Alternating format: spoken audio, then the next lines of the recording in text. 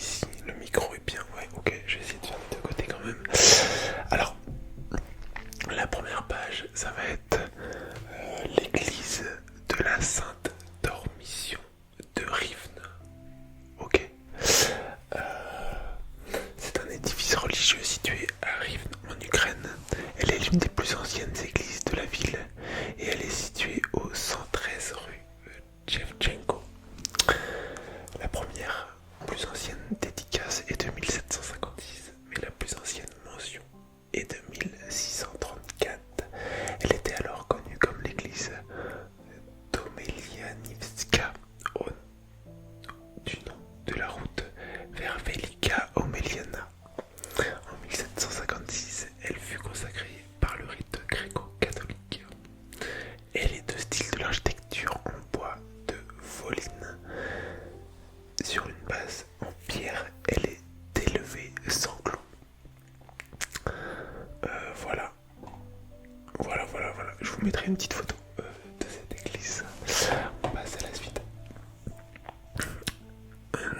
Ce Corbett Field, c'est un stade polyvalent situé à Saint-Sampson, dans le Guernesey. Il est utilisé pour les matchs de football et pour le Crown Green Bowling. C'est aussi le lieu de résidence du Val Recreation Football Club, du Val Recreation Bowls Club et de l'équipe de Guernesey de football. Voilà. Et le stade a été construit en 1932 par l'architecte Wilfrid John Corbett. Il a une petite capacité de 3000 places. Voilà. À la suite. Seibou Mama est un joueur de football international béninois qui évolue au poste de milieu de terrain. Il joue au club du SC Toulon, le Sporting Club de Toulon. Il a commencé sa carrière en 2012 avec le club de football local USS Kraké. Il passera ensuite par plusieurs clubs dans son pays natal. En 2013, il rejoint le Aspak FC, qui est un club de football béninois basé à Cotonou. En 2014, il fait ses valises pour aller chez les Buffles FC du Porcou pour une saison. En 2016, il retourne dans son club formateur pendant 2 saisons avant de rejoindre le Sporting Club de Toulon en 2010. Bizarre. 2018 normalement. Il y a une petite coquille là sur la page. Et en carrière internationale, en 2014, il est appelé en équipe du Bénin de football. Il est le capitaine des écureuils locaux. Il a connu 30 sélections en équipe nationale et a marqué en tout 2 buts. Voilà pour Seibou Mama. Ok. Je vous l'ai pas dit, mais il est né le 28 décembre 95. Hop. Le glaive et la balance. C'est un film franco-italien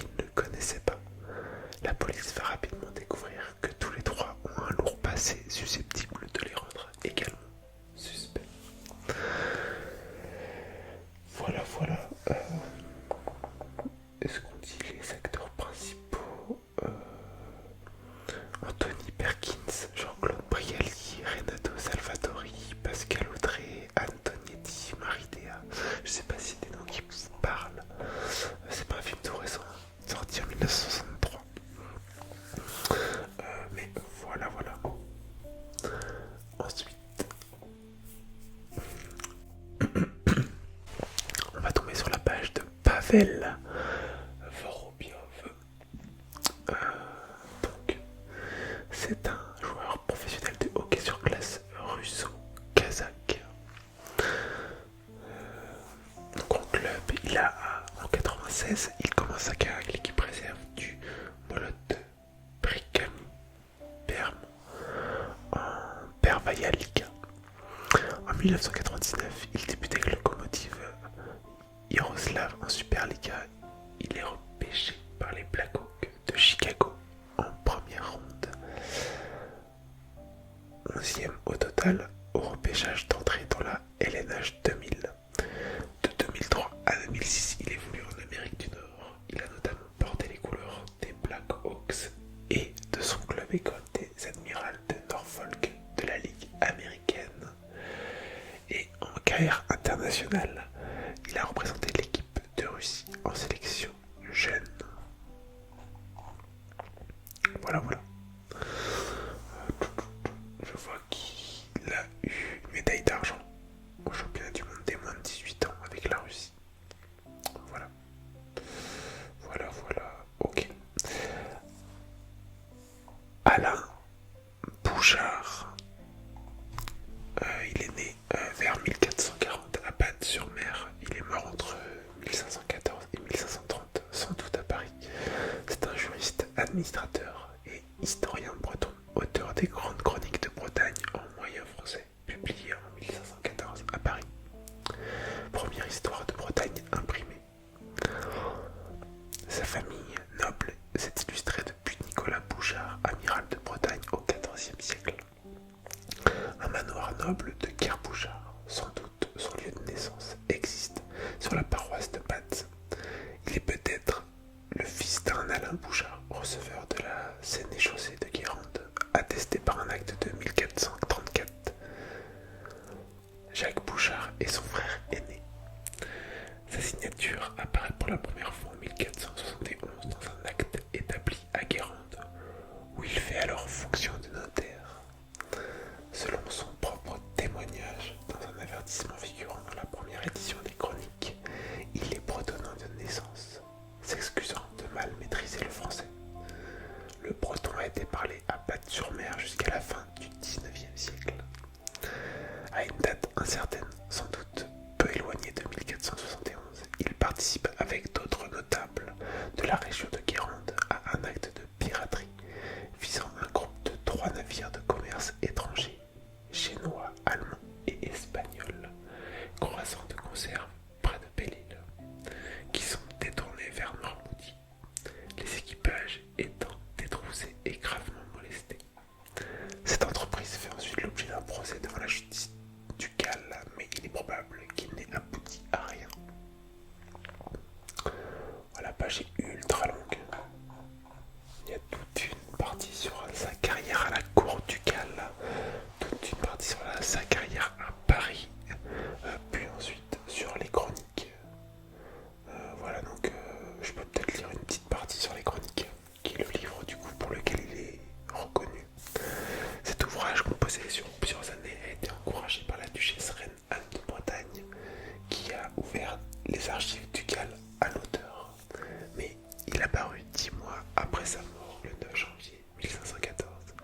Il est divisé en 4 livres, et le prologue nous apprend que certaines parties furent lues en manuscrit par ou devant la reine, mais en 4:239, le numéro de la page sûrement, on lit l'expression « La bonne Royne et duchesse naguère trépassée ».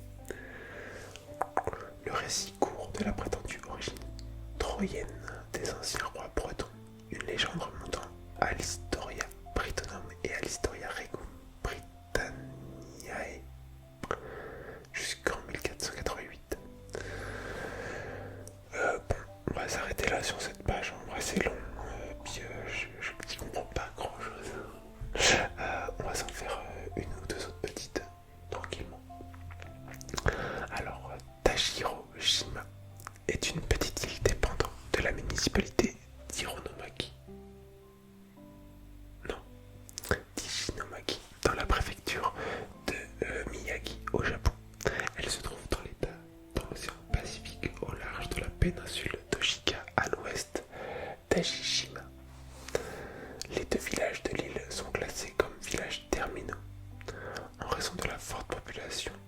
vieillissante, les villages sont menacés de disparaître dans les prochaines années.